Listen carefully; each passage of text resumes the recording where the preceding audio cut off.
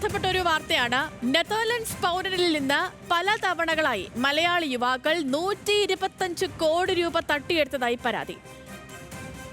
എൻട്രേബിസ് fintech എന്ന കൗഡിയാർ ആസ്ഥാനമായി പ്രവർത്തിക്കുന്ന കമ്പനിയുടെ ഡയറക്ടർമാരായ അമൃത രാജ്, സൈനുലാബ്ദീൻ എന്നിവർക്കെതിരെയാണ് പരാതി. 2023 എൻട്രേബിസ് ഫിൻടെക് കമ്പനിയുടെ അക്കൗണ്ടിലൂടെയാണ് ഈ തട്ടിപ്പ് നടത്തിയത്. നെതർലൻഡ്സ് ആസ്ഥാനമായ ക്യാപിറ്റൽ മാനേജ്മെന്റ് കോർപ്പറേറ്റ് എന്ന സ്ഥാപനത്തിൽ നിന്നുമാണ് ഓൺലൈനായി മലയാളി സംഘം പണം തട്ടിയത്.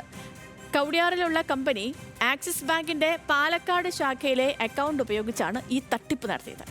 അപ്പോൾ ഇതുമായി ബന്ധപ്പെട്ടുള്ള വിവരങ്ങളുമായി അഞ്ജു ജയപ്രകാശാണ് നമുക്കിപ്പം ചേർന്നത്.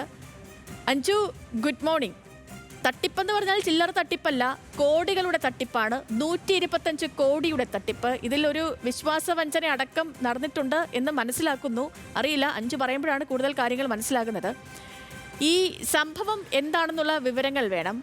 ഈ വിഷയത്തിൽ ഈ പോലീസിന്റെ സ്റ്റാറ്റസ് എന്താണ്? ഈ അമൃത, സൈനുലാബ്ദീൻ ഇവരൊക്കെ പോലീസ് കസ്റ്റഡിയിലുണ്ടോ? ഈ അന്വേഷണത്തിന്റെ സ്റ്റാറ്റസ് എന്താണ് ഈ വിഷയവുമായി ബന്ധപ്പെട്ട്? വിശദമായി പറയാം അഞ്ജു. Good morning.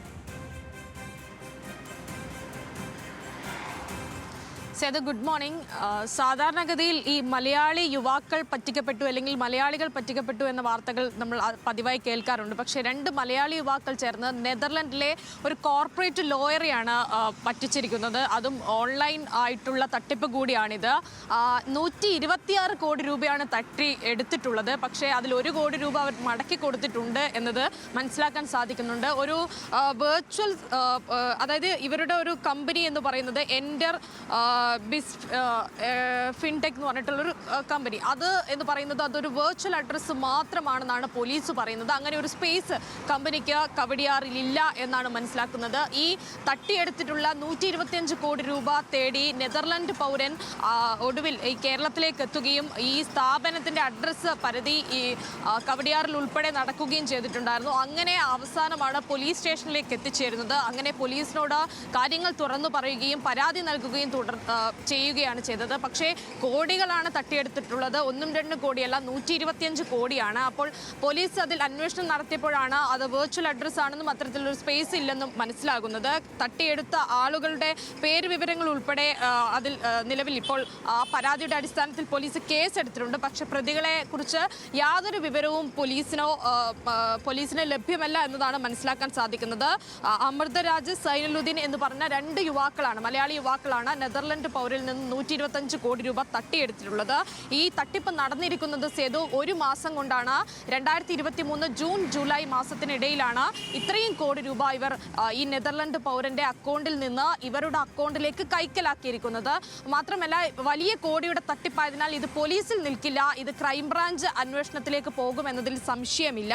എന്തായാലും ഈ മലയാളി സംഘം തട്ടിയെടുത്ത ഈ തട്ടിപ്പുമായി ബന്ധപ്പെട്ടുള്ള അന്വേഷണം നിലവിൽ ഇപ്പോൾ മ്യൂസിയം പോലീസ് നടത്തുകയാണ്.